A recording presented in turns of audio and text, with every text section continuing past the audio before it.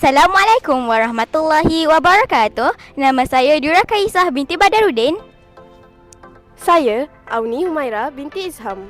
Saya Muhammad Afdal Hafiz bin Muhammad Najib. Saya Muhammad Ryan Afidaus bin Afal. Aplikasi yang telah kami bangunkan ialah aplikasi e-Digital Haiwan. Aplikasi ini dibangunkan dengan model reka bentuk AD. AD adalah reka bentuk yang terdiri daripada analisis, reka bentuk, pembangunan, pelaksanaan dan penilaian. Aplikasi ini dibangunkan bagi membantu guru-guru sebagai alat bahan bantu mengajar ABBM. Dalam fasa analisis, aplikasi ini memfokuskan terhadap murid-murid tahun 2. Ia bagi mengenal cara-cara pembiakan haiwan.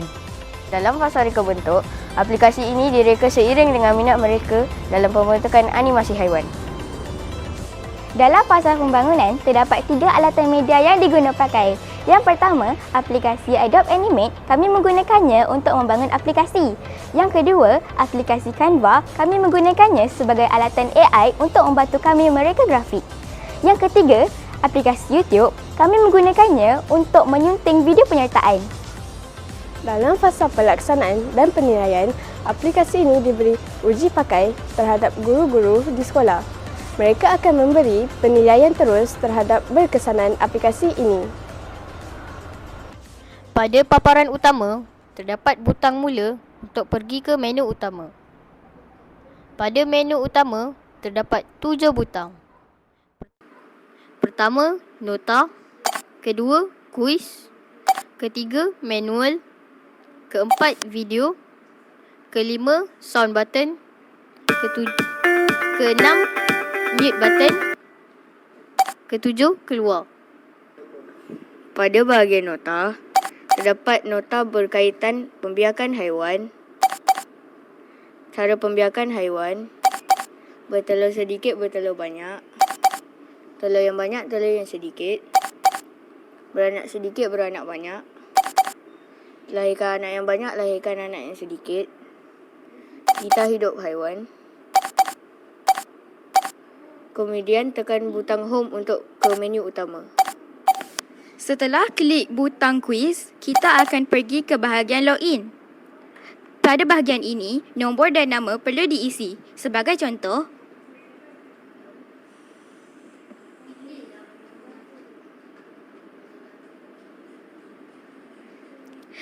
di bahagian kuis terdapat 5 soalan yang perlu jawab.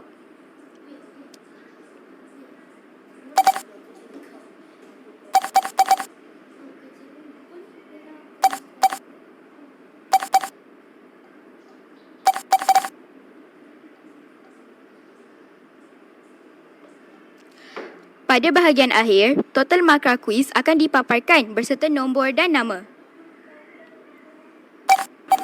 Pada bahagian video, terdapat 3 butang yang disediakan. Yang pertama, pengenalan. Haiwan membiak. Yang kedua, video haiwan bertelur.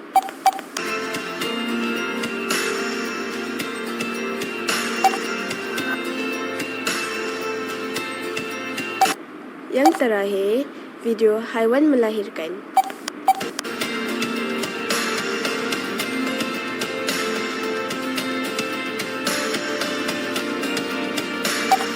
Kemudian, klik pada butang home untuk ke skrin utama.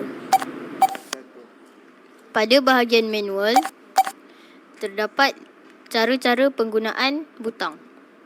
Yang pertama, butang home. Yang kedua, butang next.